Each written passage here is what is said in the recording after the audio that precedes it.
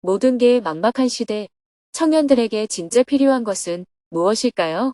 2025년 10월 30일 중앙일보 인터뷰 부탄 출구. 안녕하세요. 오늘은 중앙일보와 인터뷰를 한 후 부탄 지속 가능한 개발 사업을 점검하고 집 없는 사람들을 위한 집 짓기 사업의 1차 준공식을 하기 위해 부탄으로 출국하는 날입니다. 스님은 새벽 수행과 명상을 마친 후 오전 9시에 중앙일보와 인터뷰를 하기 위해 정토사회문 화회관으로 향했습니다. 중앙일보 백성호 기자가 도착하자 스님은 반갑게 인사를 나눈 후 JTS 32주년 사진전이 열리고 있는 지하 3층으로 기자님을 안내했습니다.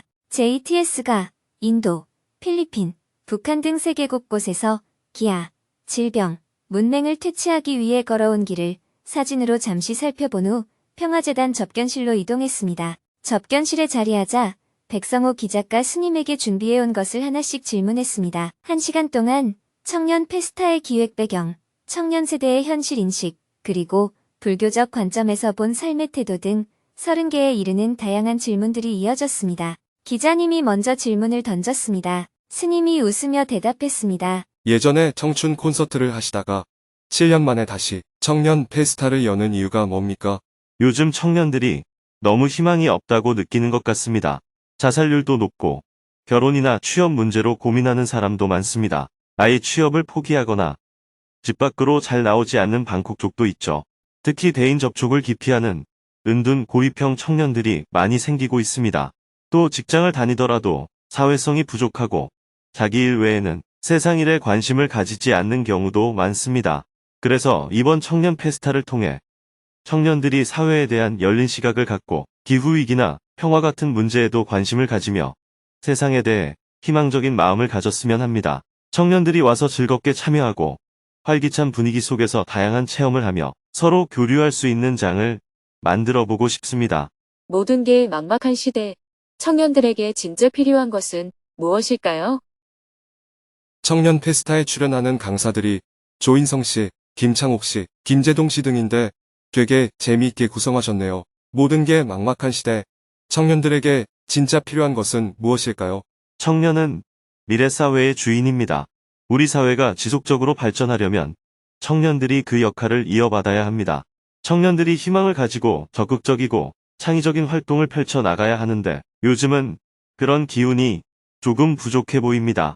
그래서 이번 청년 페스타를 통해 청년들이 다시 한번 자신감을 얻고 미래를 향한 에너지를 마음껏 발산했으면 좋겠습니다.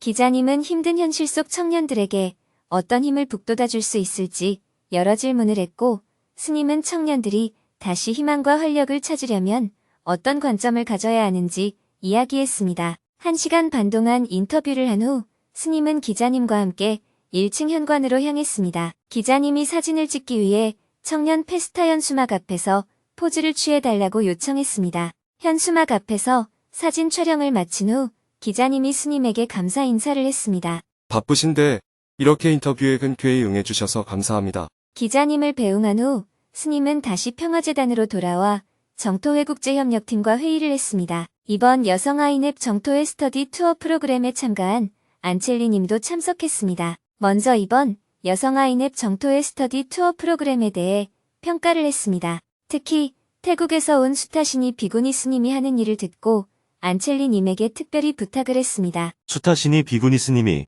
후천 면역 결핍증 후군에 걸린 아이들을 보살피는 일을 하고 있는데 위생 및 의료시설과 교육 환경이 매우 열악해 보여요. JTS에서 어떤 지원을 해주면 좋을지 한번 조사해주면 좋겠어요. 이어서 내년에는 아이넵 정토회 스터디 투어 프로그램을 어떻게 조정할지 의논했습니다. 비구 스님들과 여성 수행자들을 분리해서 1년에 2번 프로그램을 진행하고 있는데 안첼리 님이 통합해서 진행하면 어떨지 조심스럽게 제안을 했습니다. 내년에는 참가 인원을 늘려서 한 번만 스터디 투어를 진행하면 어떨까요? 통합해서 진행하면 비구 스님이 비구니 스님과 함께 스터디 투어를 하는 과정에서 비구니 스님을 존중하는 태도를 배울 수가 있을 것 같아요. 스님이 통합해서 운영했을 때 우려되는 점을 이야기했습니다. 그렇게 되면 비구니 스님들이 비구 스님들 앞에서 발언을 자신있게 못하게 되는 문제가 있지 않나요? 참가 인원이 많아지면 개인이 발언할 수 있는 기회도 줄어들고요. 그런 단점이 있긴 하지만 장점이 더 많다고 생각합니다. 스터디 투어를 한 번만 진행하니까 정토회에서 프로그램을 진행하는 부담도 덜 수 있고요. 장점과 단점을 다각도로 이야기해본 후 내년에는 통합해서 진행해보는 걸로 결론을 내리고 평가회의를 마쳤습니다. 오전 일정을 마무리하고 스님은 부탄으로 갈 짐을 쌌습니다. 이것저것 짐을 챙겨 캐리어에 넣은 후 오후 1시 30분에 서울 정토회관을 출발하여 인천공항으로 향했습니다. 정토회 실무자들이 먼 길 떠나는 스님을 배웅하며 인사를 했습니다. 스님, 건강히 잘 다녀오십시오. 차로 1시간 반을 이동하여 오후 3시에 인천공항에 도착했습니다. 출국 수속을 마치고 탑승구 앞에서 대기를 하다가 오후 4시 50분에 인천공항을 출발하여 방콕공항으로 향했습니다. 비행기를 타고 6시간 30분을 이동한 후 현지 시각으로 밤 9시 20분에 방콕공항에 도착했습니다. 공항에는 방콕 정토회 회원인 황소연 님이 마중을 나와 있었습니다. 스님은 몇 시간 휴식을 취한 후 오늘 일과를 마무리했습니다. 내일은 새벽 3시에 방콕 공항으로 출발하여 5시 비행기를 타서 부탄 8호 공항에 도착한 후 하루 종일 차를 타고 부탄의 중부 지역인 잼강까지 이동할 예정입니다.